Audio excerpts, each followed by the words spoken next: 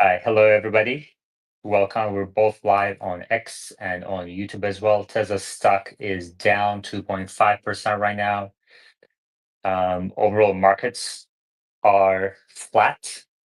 They're being held up by Nvidia today. Um, Please let me know if you're on X or on YouTube. Let me know how the sound quality is today. Sometimes we have issues.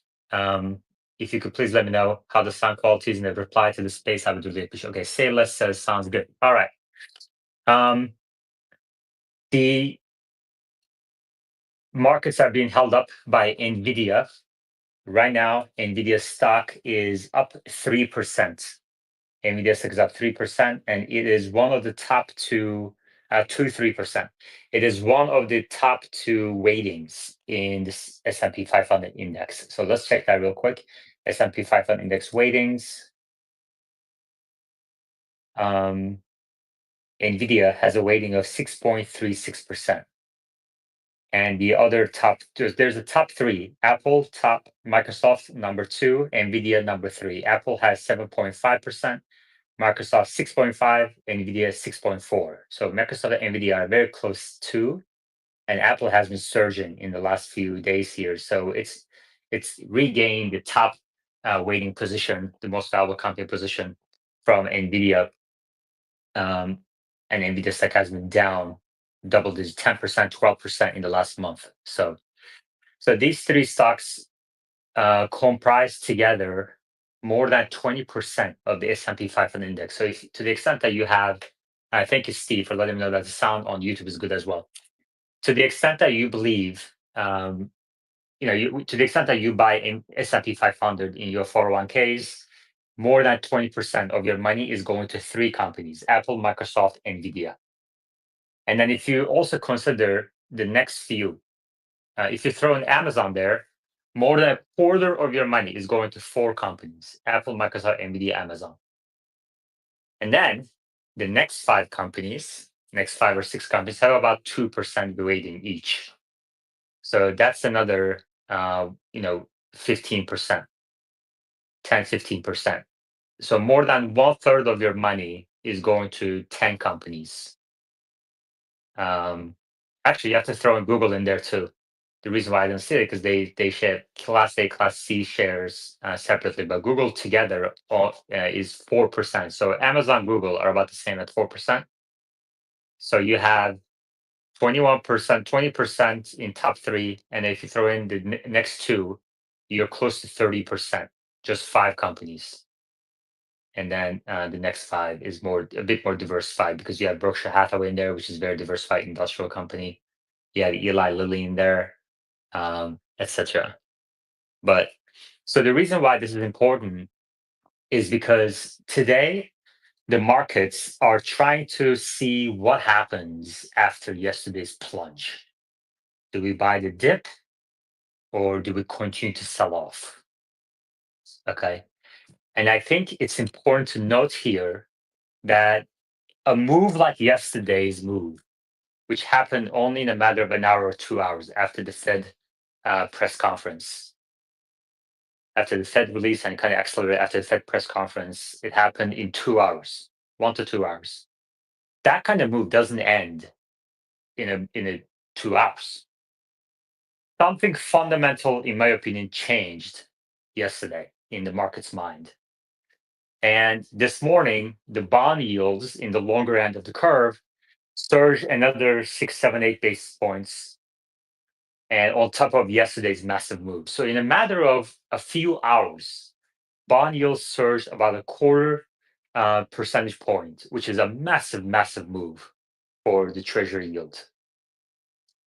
And now we're getting back up to the highs that we're seeing a few months ago when Tesla started introducing these low rate financings in the US across this lineup. And if all the loan rates and mortgage rates go up, obviously that reduces demand for cars and houses, slows down the economy further, despite the rate cuts that the Fed is implementing or has implemented in recent months. What really matters is the longer end of the curve. So the screws are on the economy are getting tighter, and I think we're going to start seeing that across the board on financial assets, stock market, as well as real estate, home prices, as well as consumption, retail sales in the holiday season, car purchases, new and used, as well as home purchases, home sales activity, and then home prices. So I think hard times are ahead for the economy. And therefore, I'm increasing my short positions across the board. But one stock that I'm increasing continuously is NVIDIA. I think NVIDIA's $3.4 trillion valuation is comes on the back of a period where there's just no demand exceeded supply temporarily. And when demand comes in better balance with supply in the coming years, I think NVIDIA will see its margins shrink way more than people think. And on top of that, if you have a recession, um, its multiples will also shrink. So right now, its multiples have come down quite a bit from its absurd levels in the recent years, but it's still more overvalued than the average Max 7 company. And if the margins are coming down for NVIDIA at a rapid rate, you might see those multiples go below what they are for an average Max 7 company. So that's NVIDIA. NVIDIA is holding up the stock market today. So far, the stock market hasn't had a bounce from yesterday's massive sell off, which, in my opinion, indicates weak underlying weakness. And that's despite the fact that NVIDIA has jumped quite a bit. NVIDIA was also strong yesterday morning before selling off very fast in the afternoon after the meeting. But there's some underlying strength in NVIDIA stock. Somebody or somebody's, or maybe it's just the fact that in the last month it's underperformed everything else. So maybe there's a mean reversion. But the point of the story is if NVIDIA turns down, then I think the market indices will also turn down. So, and that could lead to a recession. Like that in of itself could be the igniter of a recession if the market sell-off continues. So, any questions, comments, please request to speak. Otherwise, I'm going to go over Micron earnings. Micron business is complementary to NVIDIA's business. And Micron stock dropped double digits this morning after announced earnings yesterday. It's now down 17%, despite its already low valuation multiples versus the rest of the industry. So Micron stock was trading at about 27, 28 PE ratio. And despite that, after the earnings, it dropped 70%. And part of the reason is because they gave a weak outlook for next quarter. So we're going to dig into those comments from Micron, see if they apply to NVIDIA as well. And if that's the case, what that means for the overall market is kind of the way I'm thinking about this right now. I see Magic. Magic, welcome. Hey, how's it going? It's going well. What's on your radar?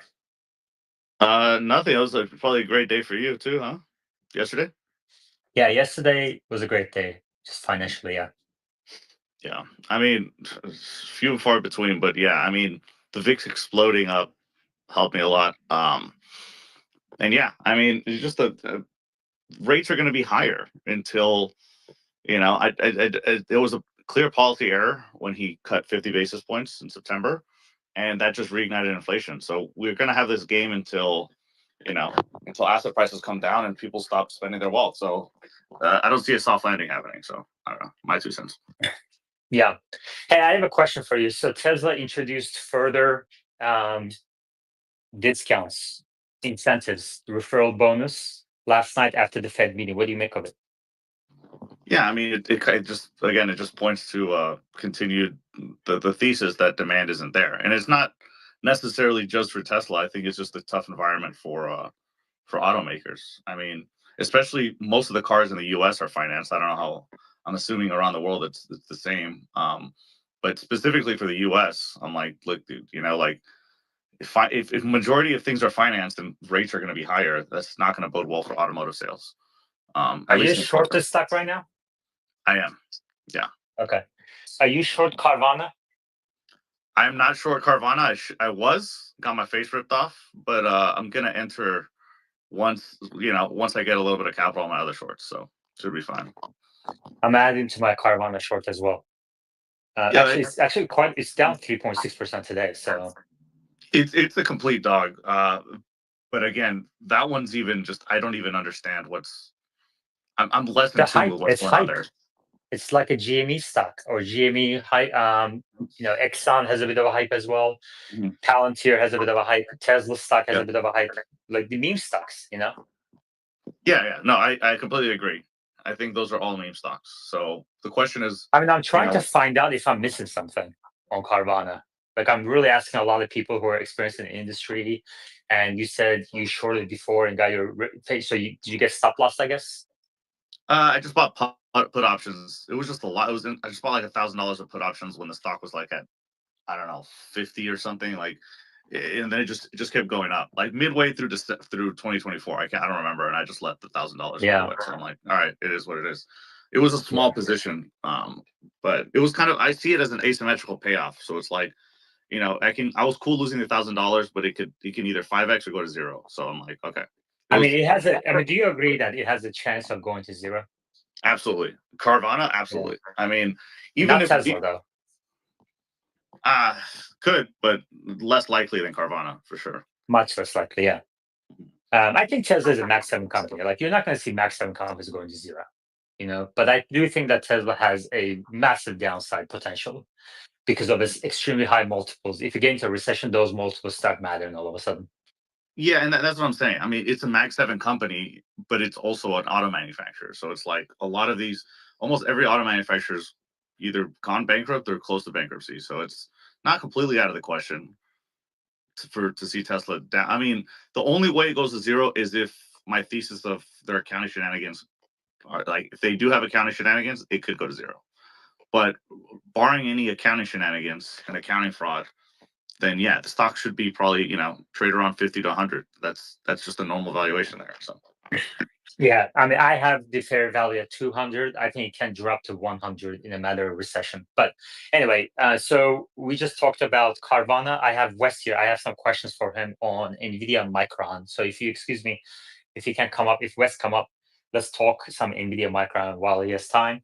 And then Magic, if you're still around, we can turn back to Tesla and maybe talk about some of these incentives that Tesla introduced overnight and their impact. Also, I want to ask you about the impact of until West comes up to speaker board. Maybe we can talk about these long-term yields from 5, 7, 10-year yields going up. What does that mean for the expense per car of offering low interest rates? Does that change? Like today, is Tesla's expense per car for offering low rates higher than yesterday? uh yeah, I mean I would have to look, but yeah, I mean it's also like yeah. So we're talking about the risk-free rate on the line going higher, and I don't know how I don't know what credit spreads look like for these customers. I don't see a lot of lending going on because there's more defaults. So I think all things equal, I think it's either the same or a little bit more expensive. I don't see it going down right now in terms Yeah, of yeah. So it's like it's costing more money to subsidize the interest expense, subsidy. It's yeah. just it's getting more and more pricey. I think car loan rates were declining just a little bit, but I think they're turning back up along with mortgage rates after yesterday. Man, it's Yeah, kind of crazy. It's really crazy how I'm going. sorry, go ahead. I was going to say it's kind of crazy how the Fed is cutting rates and yet the longer term yields are surging. Yeah, so I mean, I think that yeah, people like I mean, obviously you understand, but a lot of people that say mortgage, realtors and people in the mortgage business, it's based on the 10-year, and the Fed does not control the 10-year. The Fed controls the short end of the curve. So if the bond market is really not liking some of the policies and some of the spending, and they're really saying like, hey, the Fed doesn't have inflation under control. I've been saying that the Fed doesn't have inflation under control, and they're kind of stuck. They're gonna have to pause until really something breaks, or if everything keeps going in strong, they can't really cut. So yeah, mortgage rates are going to stay here. I think a lot of people were sitting here waiting for rates to come down with 6 rate cuts that were supposed to happen this year that didn't happen. And they were saying, hey, I'm going to hold on to my overpriced house because I'll be able to sell it when rates come down. Not anymore. That door is shut. So you know the housing, I don't see housing sales doing well or cars sales doing well if rates are this high. So Um, yeah, I mean, I'm personally, I'm not concerned about a reinflation theory. I think the rates are still restrictive on the economy. I'm more concerned about, I think more likely is the recession scenario playing out.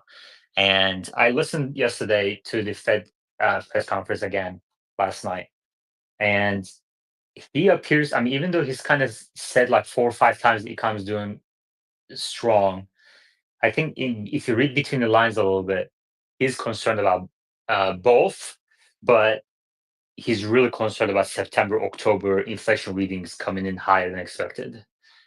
And November was lower, okay, but and I think it's also positive for this inflation story that new rents are still at low levels and home prices are also trying cooling off a little bit.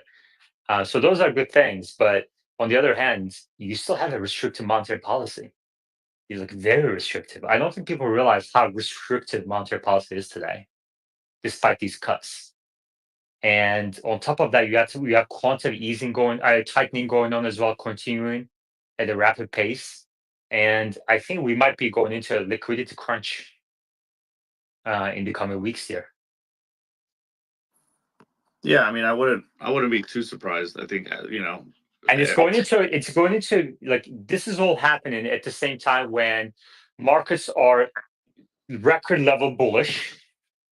And on top of that, you have options trading at the record levels of all time highs, and leverage of things like MicroStrategy, house of cards on house of cards on house of cards with levered ETFs.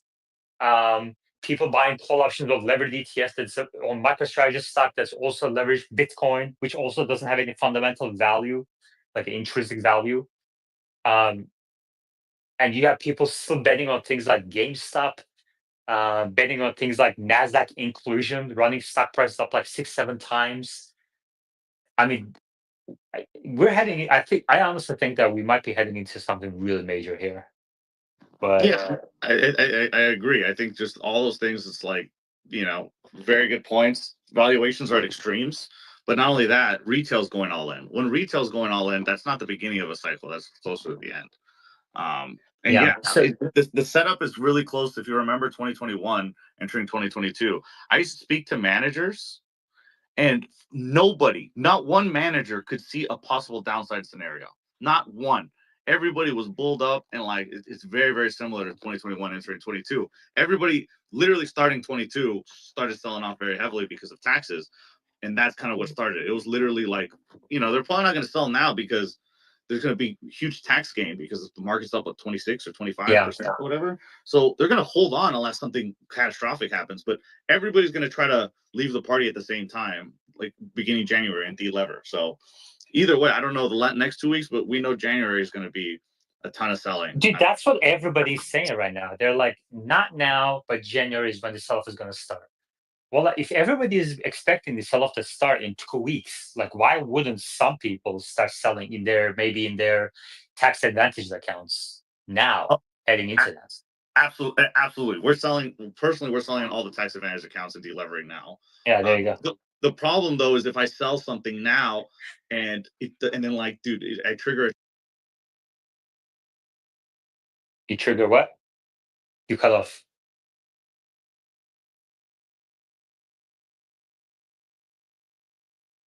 Can you hear me? Sorry, yeah, I was saying that to trigger a capital gain like right before the tax year end starts is like career suicide.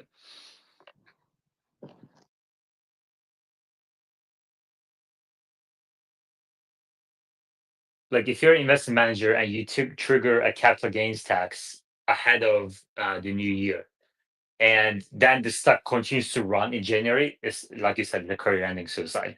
Yeah. Yeah. So and then again, they're like, well, why didn't you? You know, you're kind of damned if you do, damned if you don't. So it's like every asset manager that has manages taxable assets is like, dude, I'm not doing it Yeah. unless it's almost guaranteed to go down. But like the risk. Yeah. Magic, you keep getting cut off. I think these bugs of X are endless. Every day there's a new bug. Yeah. Sometimes the old ones continue to come on, and it is what it is. But you know, Wes is in listening mode. If he can come up, maybe we can discuss NVIDIA a little bit more, and and that's what I think is driving the stock market right now. That's what holding up the stock market right now. So maybe if you can make time, what did you think of Magic? What did you think of Micron's earnings? I mean, it's I'm not surprised. I think what's the funniest part is Apple's not moving on that, so that's rather interesting. Your I think your microphone is kind of bouncing around.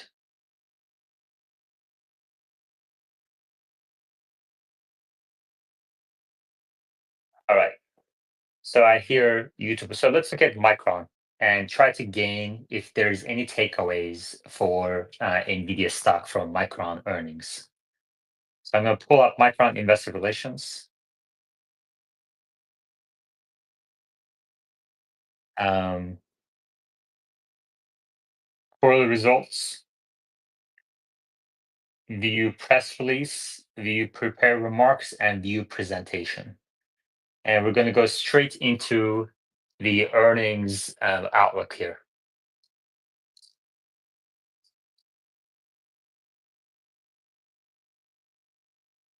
Reports results for the first quarter of fiscal 2025. This came out last night.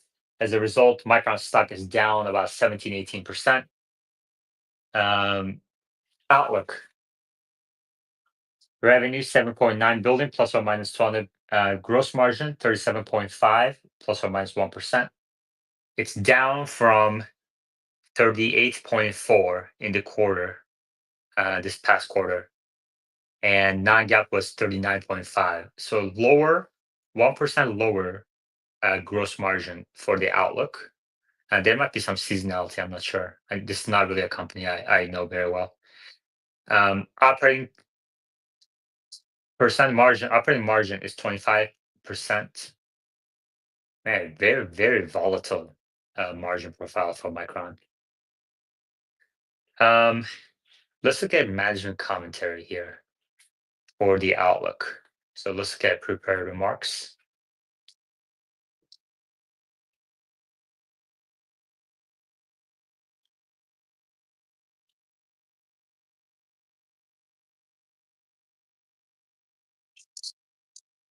All right. Leading edge DRAM supply remains tight, driven by robust demand in data center DRAM, including HBM, which will underpin our business results throughout fiscal and calendar 2025. We had previously shared our expectation that customer inventory reductions in the consumer-oriented segments and seasonality would impact fiscal Q2 bit shipments. We're now seeing a more pronounced impact of customer inventory reductions.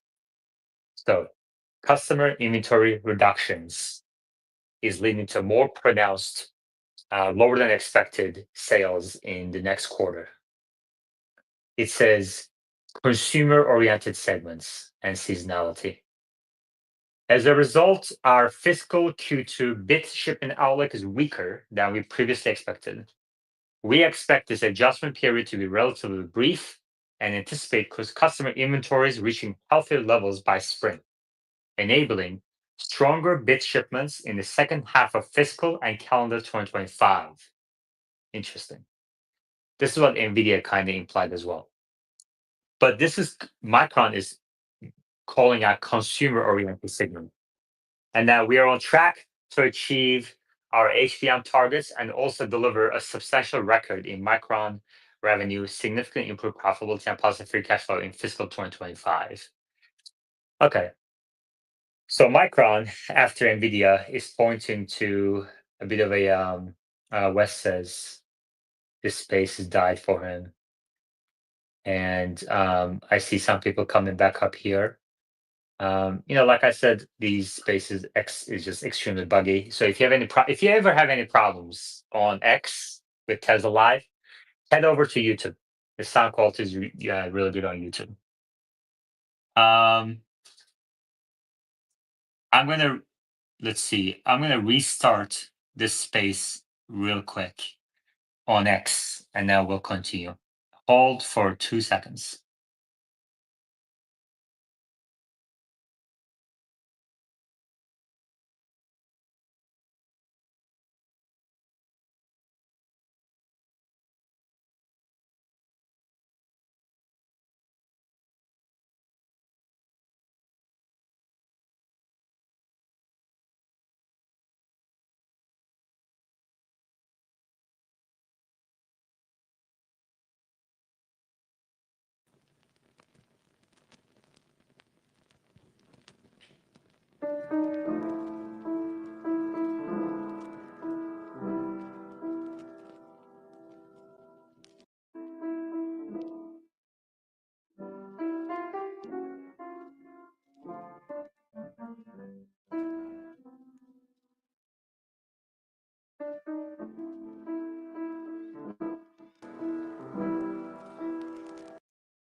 Joey, how you liking? What do you think about the stock price action? Yeah, I mean, I think today is an important day to see kind of where the momentum of the market is. But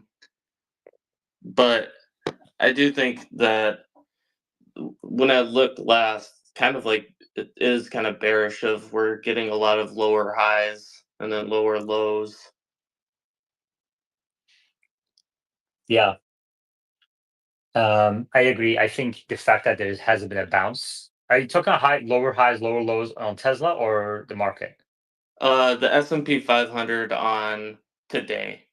Right. So like we opened up at like 59.33, then a low of 58.94, then a lower high of 59.12, lower low of 58.86. And now we're kind of in no man's land as I'm speaking. Yeah. Okay. Do you invest in Micron or chip stocks? If Henry can come up, maybe we can discuss some Micron. I don't have anything in Micron, only NVIDIA and semis. Man, these yields are surging higher. Crazy. 10-year yield is now at 460. 30-year is at 477. Wild.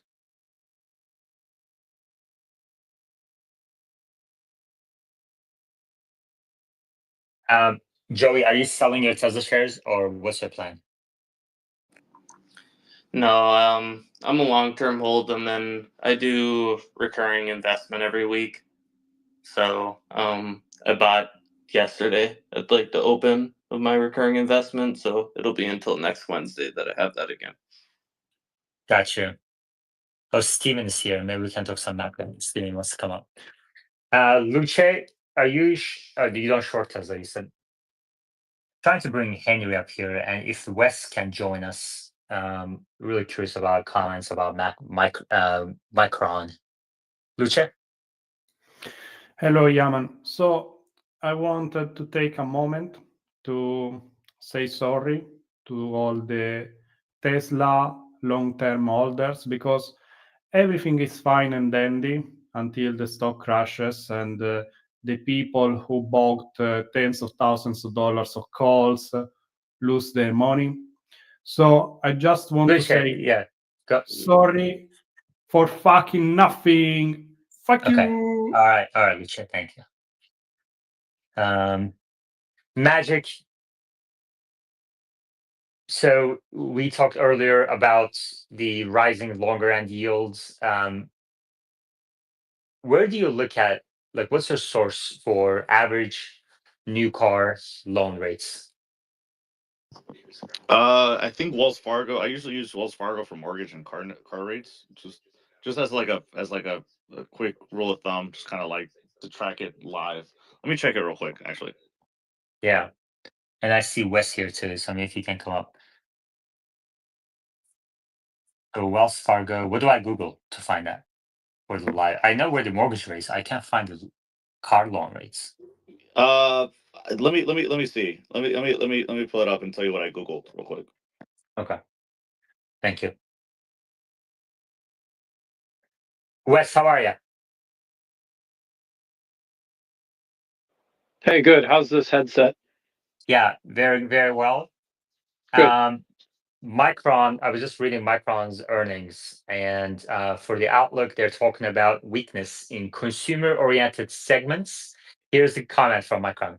We had previously shared our expectation that customer inventory reductions in consumer-oriented segments and seasonality would impact fiscal Q2 shipments. We are now seeing a more pronounced impact of customer inventory reductions. As a result, our fiscal Q2 bit shipment outlook is weaker than we previously expected.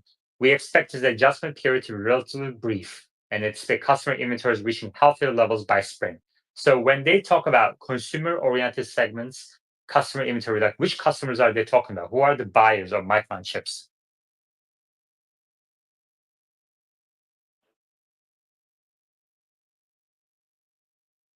Wes, we can't hear you. Seeing in a store, right? Anything that you can buy online at like Newegg. Does that make sense? Sorry, you cut off for the first half. Can you restart? Oh, rats. Yeah. This means to me that it's like when people buy from places like Newegg, like consumer retailers.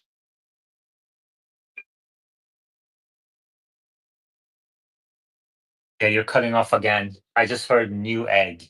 So I asked ChatGPT, who are Micron's customers in consumer-oriented segments? Micron Technology serves a variety of consumer segments, providing memory and storage solutions for devices and applications used directly by end customers. Key customers in these segments include PC manufacturers like Dell, HP, Lenovo, Acer, smartphone manufacturers, Apple, Samsung, Xiaomi, Oppo, Vivo. Apple generally designs its own memory solutions. Micron is often included in their supply chain for DRAM and NAND used in iPhones and iPads. Gaming and entertainment, gaming consoles. Micron provides GDDR, gaming PCs and laptops, consumer electronics, storage solution brands, and automotive applications, including consumer-oriented automotive features like infotainment systems, ADAS, and in-car entertainment, rely on Micron's memory solutions. So Micron has a wide array of customers, some big, some small, different industries. And my take here is that Micron stock, the weakness in their outlook, could indicate a weakness in um, the economy. Magic, what do you think about that?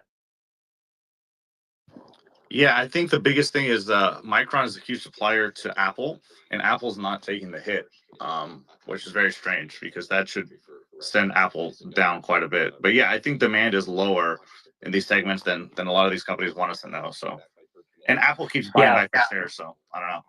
that's a question. So, Wes, one of Micron's customers is Apple. Even though Apple designs its own chips as well, it also buys, according to ChatGPT, buys from Micron for memory solutions in iPhones and iPads.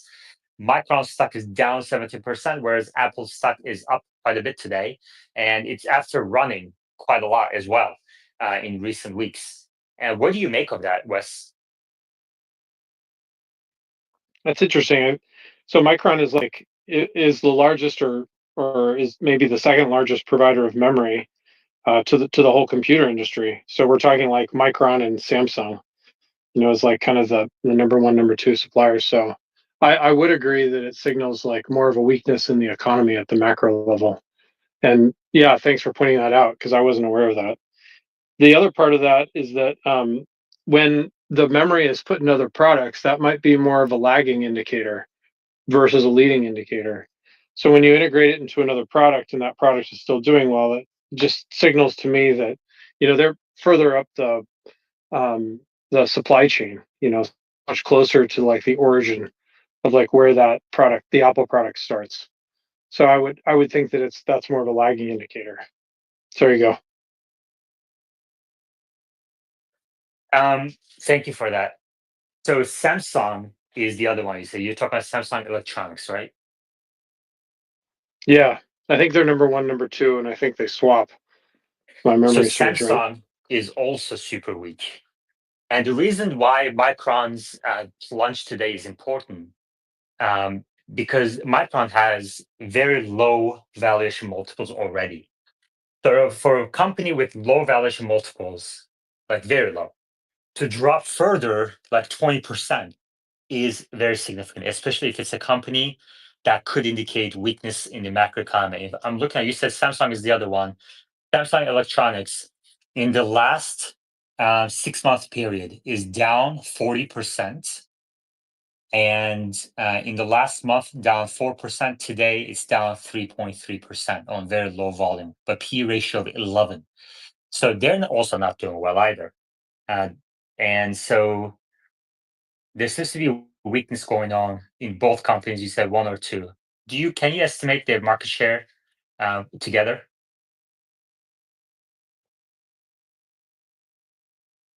It used to be almost half of the market.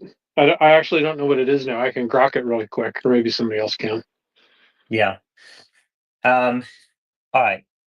So memory solutions for OEMs like Dell, HP, Lenovo, Acer, smartphone manufacturers, Samsung, Xiaomi, Apple. Yeah, very interesting. Very interesting. Does it mean anything for NVIDIA's business, Wes?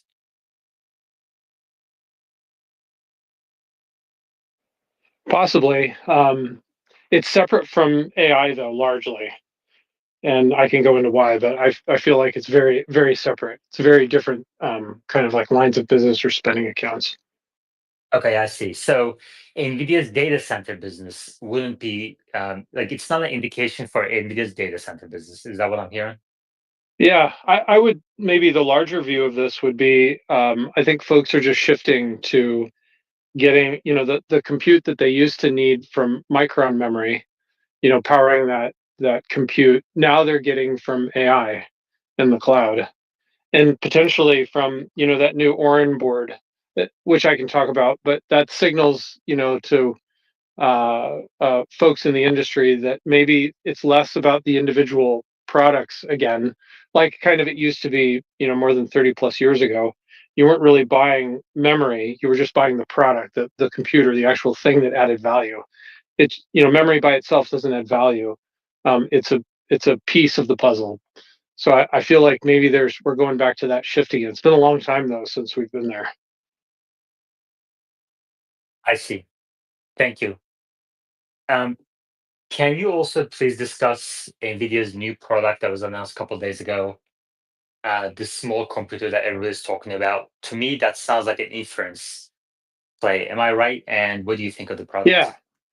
yeah, it's great. It's if you grok it, it's a long history of this developer board, the Edge developer board. Like for instance, when I was at Axon, I bought a bunch of these to do development, on the chip of the day, on the Jetson board. So Jetson describes the developer edge inference line of business, and then they have the individual chips that go on those boards, and kind of the set of developer tools that goes with it.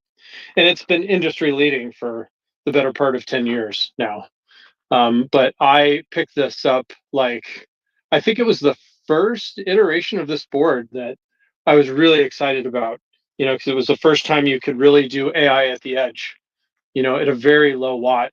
And I found that to be spectacular. Like it was, kind of state of the art. And then Jensen continues to lead this board meant for developers. Like that's not a consumer board. It's aimed solely at developing products for the edge. Like you'd make your own board, or you'd make your own product with that built into it. And so that's it's just something that he's been leading on ever since it was announced. So the spec is basically it's 2x the last board that came out. And I think the last board was 18 months ago. So there you go. It's my 2 cents. Who would be competition for this product? There's simply no competition for this. Like It's just way.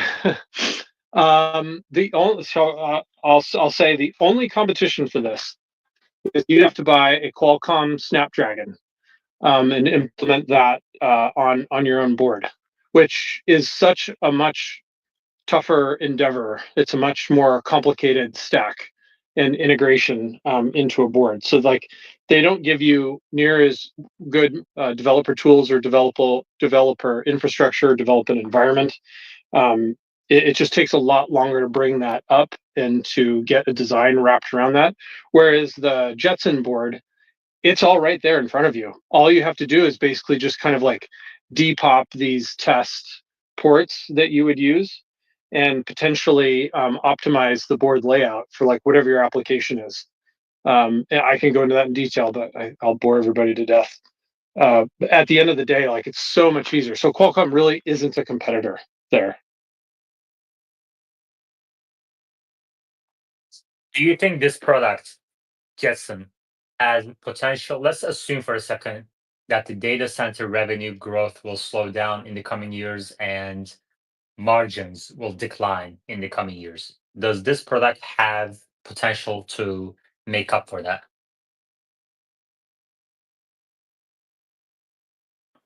In short, no, I don't think it can make up for it. The data center business is huge, and you need the data center business to kind of power the edge business. So like, unless they stop, like for instance, my mental experiment is if they stopped training and stopped expanding in data centers, then the stuff that you're going to do at the edge is just a lot less interesting. You have to kind of do both. Interesting. Thank you.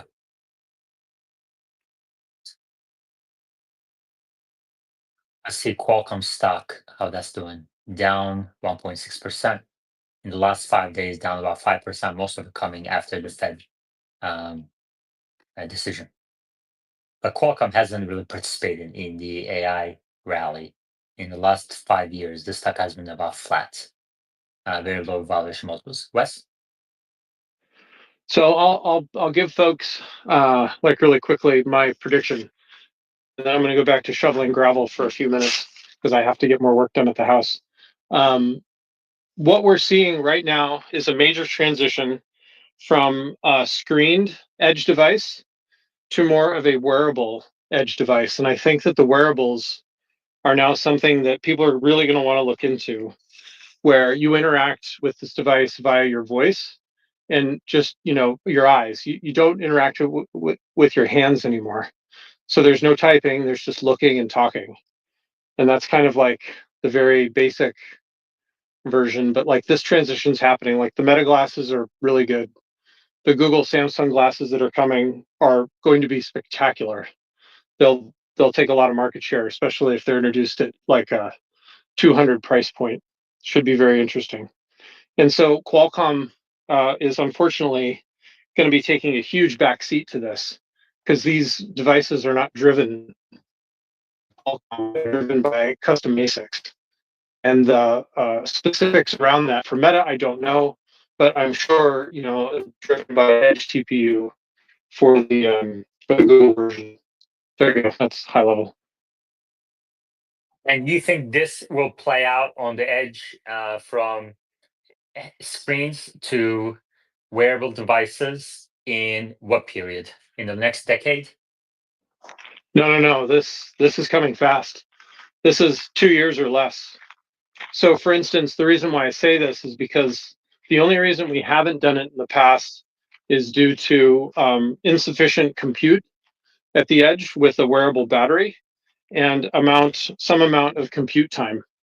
And so now that these ASICs are so power efficient and can run a small LLM at the edge, like on the device, you don't have to reach out to the internet, you don't have to keep any type of communication stack up. You can put that to sleep. You can run in a very low power mode. It's like a slam dunk at this point. And to have just a tiny screen in front of you embedded in these glasses, so the glasses look normal. It's not like you're wearing something super heavy. It's not like the Apple. It's just something super basic, so you can read out text or you can see a little image. Like Where does the AMD odds that you're going to stand? pick up your phone in the future versus these things is extremely low. And these glasses are coming in at a very, very low price point because they essentially use your phone to do the compute. And that compute is very, very minimal what I'm trying to ask that it is, needs to do. So now the phone device starts to change when married with like that.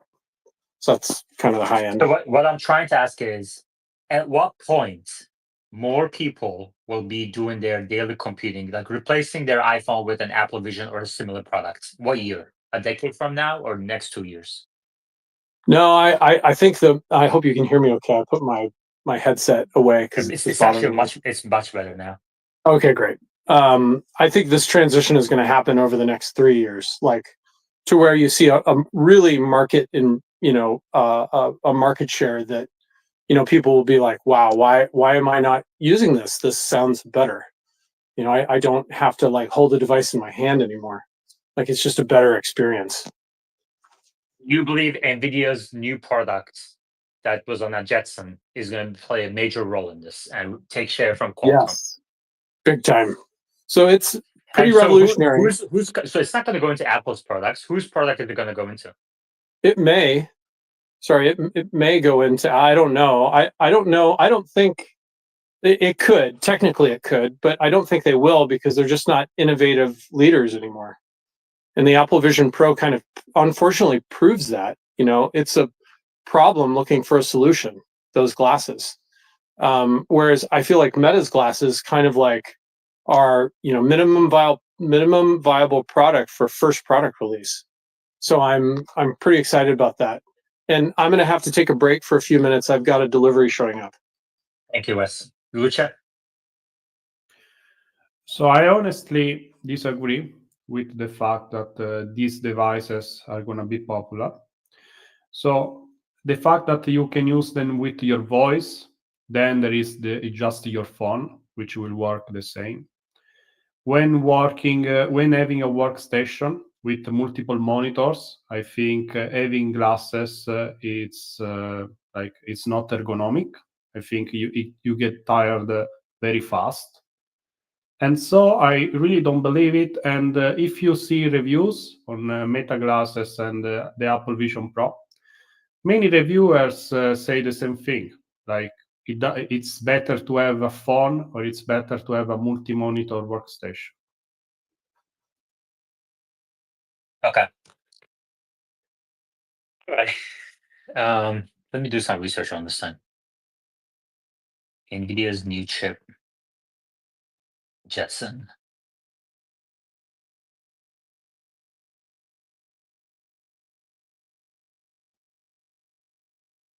So I have a short position in NVIDIA.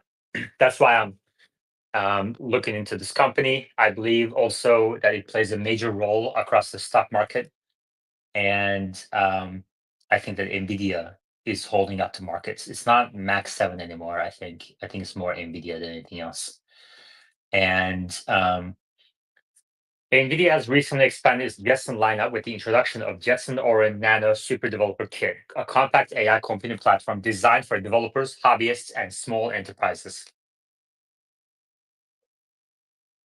Give me 1 second. Key features of the Jetson Orin Nano Super Developer Kit: enhanced performance, improved memory bandwidth, energy efficient, affordability at $249.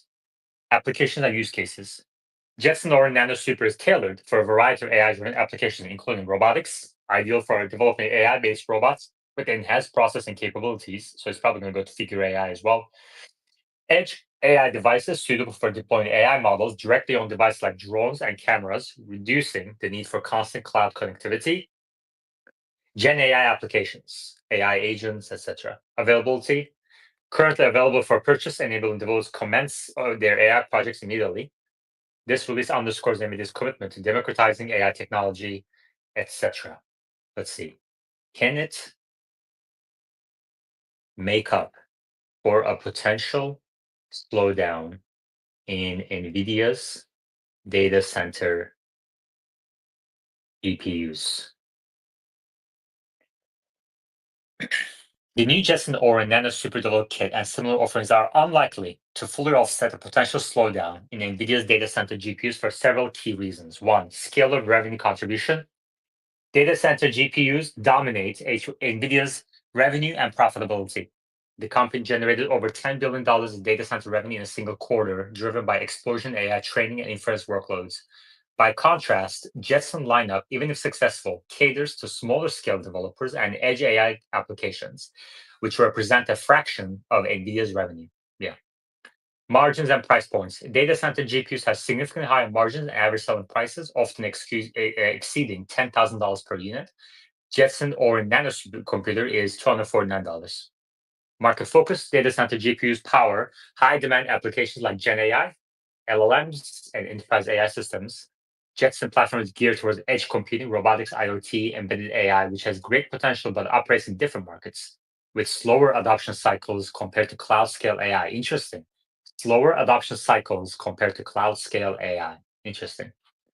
Growth opportunities, mitigating factors. Edge AI market is expected to grow significantly, but it will take years to match the scale of data center adoption. NVIDIA's leadership in software ecosystems like CUDA and partnerships across industries ensures stickiness and future potential for the Jetson lineup. Conclusion. The Jetson Orin Nano Super and other similar offerings are important for diversification and market expansion, but they cannot make up for a slowdown in NVIDIA's data center GPU business in the short term. However, they position NVIDIA to grow in a complementary markets they could buffer against future volatility in flagship segments. Okay. Hunter. Hey man, long time didn't talk with you. A quick question: are you really short, or are you being sarcastic with the 90% drop on? I'm really short. I'm not Okay. being sarcastic. What is your target? Like, when are you going to back on long side? What is the price range, if you don't mind? Yeah, man, I get this question a lot because, like, I wish people actually participated in this space more often, so I don't have to repeat my answer many times. Yeah, But I've been away for a while. My apologies. yeah. Yeah. All right. So hold on. So I like to say my time horizon is now. I don't really think about like 6 month, 12-month kind of price targets. I think the fair value of Tesla today is $200 billion. I'm sorry, $600 billion, comprised of $200 billion for automotive, $200 billion for energy, and $200 billion for other, including robotaxis, Optimus, etc. And today, the market cap is around $1.4, $1.5 trillion, $1.4 trillion. And if 600 billion, you're looking at a drop of about 60%. So what's that times the current market price, the share price? You're looking at about 186. I think it's about $200 per share is the market fair value. Now, I also think, which I've been saying for a few months now, that we're heading into a recession.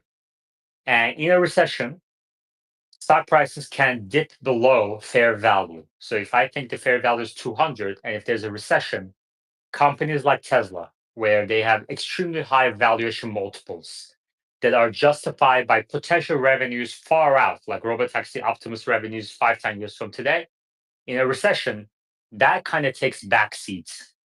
Those things kind of go onto the back burner in the minds of investors. So we can dip into way below $200 per share, which I think will happen. So I'm a buyer, let's say below $100 per share. Fair enough. Thanks, man. You're welcome. I really wish people took some initiative to like respond to these haters coming in. Not you, Hunter. I'm just talking on X when people reply, or you're fake short. I'm actually short, and it's not a tiny amount. It's a pretty material amount. Although I've been adding to my shorts in other positions, so Tesla is not my biggest short position. Luce and then Joey. Do you want to make a coffee bet that Tesla doesn't go under 100? No, I don't care. But you think it's going to go to 200, right? You think it's going to go below 200, but it's not going to go below 100. Yeah. Yeah, I think if the energy business picks up throughout 2025, I think it depends on when the recession starts. Like if it starts today, which I think is possible, that we might already be in a recession after yesterday's press conference. If the stock markets continue lower at the rate at which they were going down yesterday, it seemed like a, if you look at the charts of a bunch of stocks, it looked like a vacuum after the presser. And if that continues next week, then you're going to start seeing some layoffs starting across the economy. But that's TBD, right? If the recession starts later next year, at that point, I think Tesla's energy business will pick up to a material point where maybe $100 per share is out of the question. Luce and then Joey. So how can a Tesla energy business pick up fast when they have the Shanghai factory coming online and all the other capacity maxed out? Yeah, exactly. So the Shanghai factory will be at full production by the end of next year. Joey? What did you sell Tesla at? I'm not going to answer that question. I don't answer personal finance questions. If you want to ask about Tesla's fundamentals, you're welcome to do so. All right, Tesla is recovering a little bit to down slightly. The stock markets are recovering as well, just a little bit. Nvidia stock is up 3% now. One of my other shorts that I'm trying to learn more about is Carvana, is down 3% today. The company is $47 billion, has a P ratio of, check this out, 25,000, which is meaningless, obviously. They're not making much money. But with long-term yields going up again, I don't think Carvana will start making money anytime soon. And then other shorts are Exxon and Palantir. Palantir is a strong company. The stock is pushing higher. There's a lot of retail following. Exxon isn't like that. It's a strong company. It's a great value to the society, but the stock is way overvalued, I think. They also don't make any money. All right. Matt Sanko says, you saw in the space that you were using puts as vehicles to short. I don't think I said that. There's a lot of false information about what I said, what I didn't say. So if you have any questions, you can ask questions. I'm literally like, I have 2 hours of open door office hours, and people still just kind of believe what they read from others about what I said, which is crazy.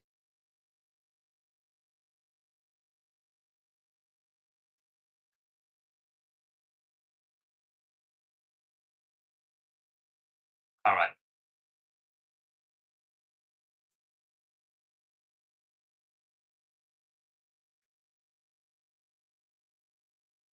Any other questions, comments? We covered Micron. Volkswagen is negotiating with their union in Germany about factory shutdowns. They're promising, I think, they're going to keep all factories down if the workers, all factories up and running, if the workers let go of their bonuses. I don't see how that's possible. European automotive market is falling off a cliff. And even Tesla's sales are plunging. Year over year in November, Tesla sales in Europe are down double digits. And I don't really see that changing anytime soon. And hybrids are eating into EV sales. So hybrids that are not plug-in, so regular hybrids, are eating into plug-in and EV market share in Europe and really across the world.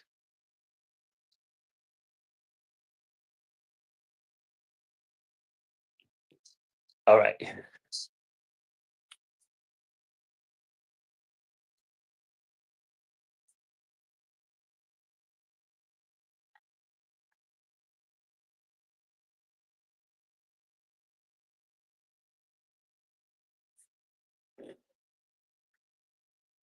This morning, we had the initial weekly claims coming at 220,000, lower than the expected 237,000 and lower than the prior 242,000. And this is the biggest indicator that we are not in a recession right now. Initial weekly claims, the layoffs haven't picked up much. Continuing claims, however, are higher. And right now, a worker that is laid off is having difficulty finding a job again. About, let's see, we're looking at about 9 weeks to find a job. That used to be about 6 to 7 weeks. So hiring rates are slow, as the Fed chair also noted yesterday. Another indication, so I'm trying to find out why I might be wrong on my recession call. Another indication that we are not in a recession today is that baby boomers continue to travel at a very high rate. TSA just reported a record number of travelers in one day around Thanksgiving, and I haven't really seen that dip. We'll read the Christmas stuff numbers soon. And then daily payroll taxes are rising still year over year. GDP now, Atlanta Fed's GDP now is still showing positive growth, although it's been kind of revised a little bit down in recent days for Q4. So Q4 is going to be positive real GDP growth. Let's see. Wage growth is at 0.4%, still kind of elevated. So that's also indicates there's not much of a. There's still some, even in US, port strikes are continuing. Supposed to heat up in January. So the employment market, the Fed chair yesterday said that there's no indication that wage growth is a, inflation pressure, but I don't think that's necessarily true just yet. And then indication that we're heading into a recession. Housing sector is weakening. I think home prices are headed lower from here, especially in 2025. New residential construction has been declining throughout the year. Demand for vehicles and homes are still low. They haven't really picked up, and people are going discretionary spending. Growth has slowed down quite a bit on restaurants. So baby boomers are traveling, but people are going out less to eat at restaurants. So some mixed signals there. I'm trying to monitor as many things as I can, and trying to nail this recession call. Any other questions, comments? Please request to speak. I'm going to host a macro space this weekend with Stephen Yutzi under the macro analyst account, who is the co-host. If you want to get a notification that that space is going on this weekend, you can follow the macro analyst account. All right, let's call that a day. I'm going to go eat some lunch. Thank you very much, everybody, and I'll chat with you all next time. Take care.